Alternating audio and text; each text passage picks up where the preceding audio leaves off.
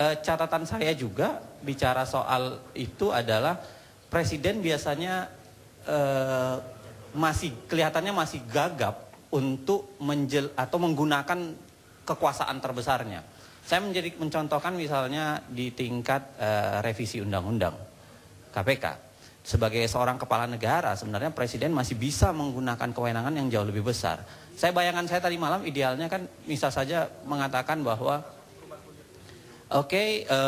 KPK revisi RUU sudah dibaca misalnya substansinya tidak terlalu menarik bla bla dan lain sebagainya, maka kami posisinya menolak dan kemudian akan mengupayakan itu. Misalnya bisa memerintahkan Partai Demokrat, bisa memerintahkan kepada koalisinya, koalisi gemuknya sampai 74%. Yang paling tidak untuk memperbaiki bisa jadi, atau kemudian sekaligus menolak undang-undang revisi ini.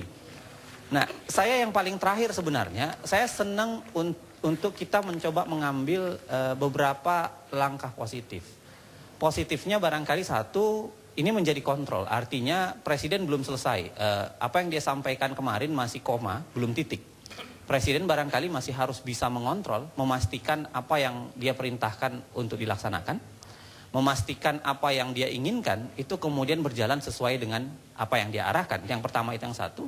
Yang kedua, saya malah berpikir bahwa ada baiknya sekarang kita menggunakan preseden yang dilakukan oleh kepolisian. Menurut saya mengerjakan sebuah perkara novel yang laporannya tanggal 1 lalu kemudian sudah dieksekusi, dijemput paksa tanggal 5, itu adalah sebuah hal yang luar biasa. Kita harus bertepuk tangan kepada polisi untuk itu. Makanya sekarang barangkali mari kita melaporkan perkara-perkara apapun dan semoga bisa diproses dengan cara luar biasa seperti ini. Dalam 5 hari langsung kemudian bisa diproses. Dan... Ya, tapi tunggu dulu, yang menurut Anda koreksi tadi, katanya presiden ini malah mengintervensi lembaga independen.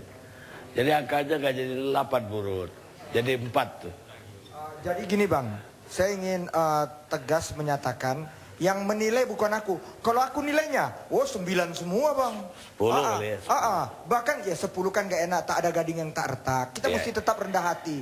Istilah Bapak santun, cerdas dan bersih. Jadi yang memberi nilai karena gak enak aku bilang, tadi pagi itu tanya profesor saksi, ya, profesor juga, profesor ahli psikolog satu-satunya di Indonesia, Hamdi Muluk. Bukan aku. Oh, kalau aku nilainya kalau perlu 10. Tapi kata dia enggak. Ya itu kan Bang, yang namanya pengamat, mana ada yang beres Bang? Semua nggak beres Republik ini Bang. Makasih Bang. Saya minta tanggapan Pak Kaligis. Habisin.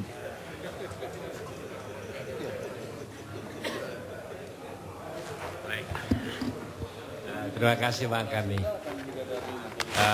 Tentu mungkin sebagai warga negara, saya menghormati tentu presiden saya sebagai pemimpin negara. Pertama-tama yang saya lihat kemarin, Pak Presiden tidak berbicara sebagai presiden. Dia berbicara sebagai ahli hukum tata negara dan ahli hukum acara. Pertama, alangkah indahnya presiden mengatakan bahwa ini negara hukum. Dan mengatakan equality before the law. Sekuensinya apa? Kalau memang negara hukum, kerjaan DPR jangan dicampuri oleh presiden. Misalkan revisi KPK. Misalkan sekarang Lord Acton mengatakan, the power tend to corrupt. Pengawasan itu mesti ada. Saya kasih contoh. Waktu perkaranya katakanlah si klien saya, KPK minta pinjam uang 5 miliar sebagai barang bukti kasusnya Hakim Haryani, itu setelah diambil nggak dikembalikan. Kalau kita laporkan KPK mencuri barang bukti, semua nanti orang berteriak mengkriminalisasi KPK. Ini contohnya. Kemudian setahu saya kalau hukum acara itu kan wajib hukumnya. Setiap orang wajib mentaati. Sekarang penyidikan, itu kan penyidikan korupsi bisa dilakukan oleh polisi, katakanlah KPK dan jaksa. Sekarang kita katakanlah, polisi sudah mulai menyidik. Ada pasalnya Bang, 109 memberitahukan kepada katakanlah kejaksaan. Kemudian ada P19, bolak-balik. Sekarang kalau diambil alih, itu acaranya apa? Penghentian penyidikan oleh polisi atau bagaimana? Ada pasalnya, pasal 77 sampai 83, bisa diperadilankan. Karena hukum acara itu wajib hukumnya Bang. Kemudian ya, sekarang kalau sudah hukum acara wajib hukumnya, tidak seorang pun di negara ini, mohon maaf termasuk presiden, bisa mengintervensi hukum acara. Karena hukum acara itu wajib. Kalau kita melanggar hukum acara, ada pasalnya. Tolong tanya hukum apa? Bab 28 Kitab Undang-Undang Hukum Pidana. Itu kejahatan jabatan karena menabrak hukum acara. Itu menurut pendapat saya. Saya sangat hargai pendapat dari katakanlah Bang Ruhut. Tapi kalau saya mempunyai titik pandang yang berbeda. Jadi dalam hal ini, kayak Prof. Sutejo, dia minta uangnya kembali 5 miliar. Itu dibungkus oleh KPK, ditaruh alat perekam untuk menjebak Haryani. Dapat anunya, kita minta kembali, nggak dikembalikan. Cuma kita ngeri kalau misalkan laporkan ke polisi, nanti dibilang lagi mengkriminalisasi. Itu istilah itu nggak ada kriminalisasi. Ini kayak zaman komunis saja, kalau nggak suka komunis dibilang komunistofobi. Saya teringat pada waktu itu. Jadi cobalah kita kembali lagi. Memang saya hargai presiden saya, tapi kali ini presiden ngomong sebagai ahli tata negara, sebagai ahli hukum acara. Kalau sebagai ahli kita bisa beda pendapat. Jadi dalam hal ini ya, misalkan sekarang, apakah ada istilah tidak waktunya tepat di dalam penyidikan? Tidak ada istilah itu. Tolong cari pasal 1 sampai pasal sekian. Tidak ada istilah, artinya tidak waktunya tidak tepat. Penyidikan adalah penyidikan. Tapi saya juga terima kasih ada istilah baru dari Pak Presiden. Mungkin barangkali dia lagi belajar hukum acara pidana. Kita hargai itu, Bang. Terima kasih, Bang. Baik, sekarang Otmar Sitompul. Terima kasih Pak Karni. Pertama, kita ini lawyer, tentu berbicara dengan dasar hukum. Ya, ini banyak profesor, sebetulnya kita harus sangat berhati-hati ini bicara. Saya bukan politikus.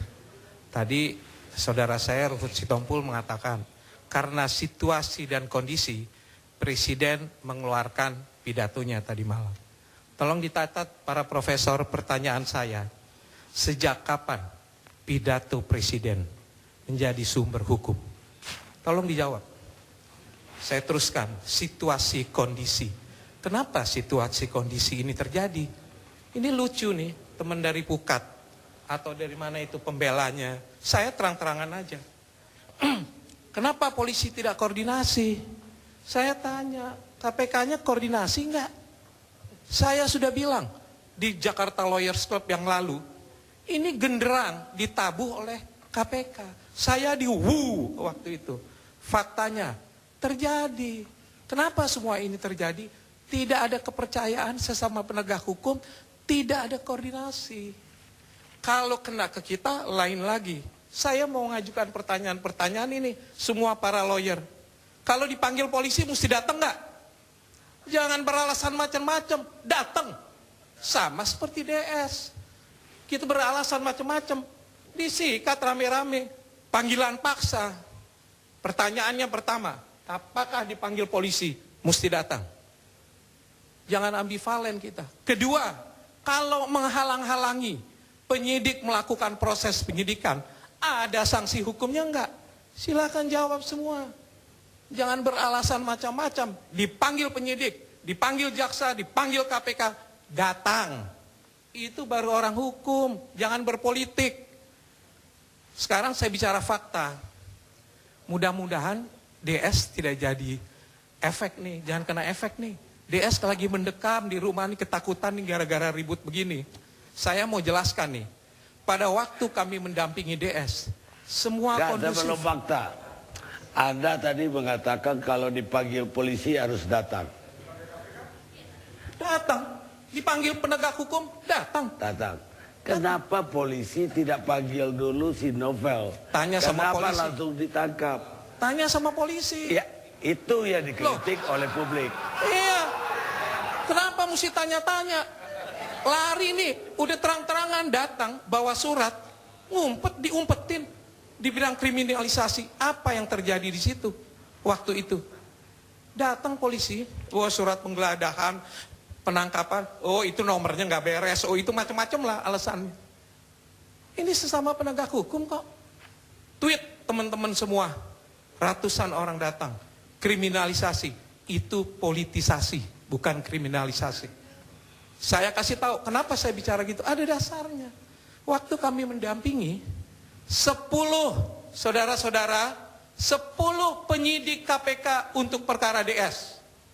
Kalau diambil satu emang terganggu tuh KPK. Ini politisasi. Besok ada supir KPK nubruk orang mati, lari masuk ke dalam Nah, KPK. ini beda dong. Ini yang lagi menangani kasus DS. Kenapa? Ini Kompol. Makanya Novel udah ini. substansinya adalah apakah kalau sudah kerja di KPK menjadi kebal hukum? Itu, jangan ketawa semua. Betul nggak apa yang saya bilang? Apakah kalau bekerja di KPK menjadi kebal hukum? Soal fakta nanti kita lanjutkan setelah rehat.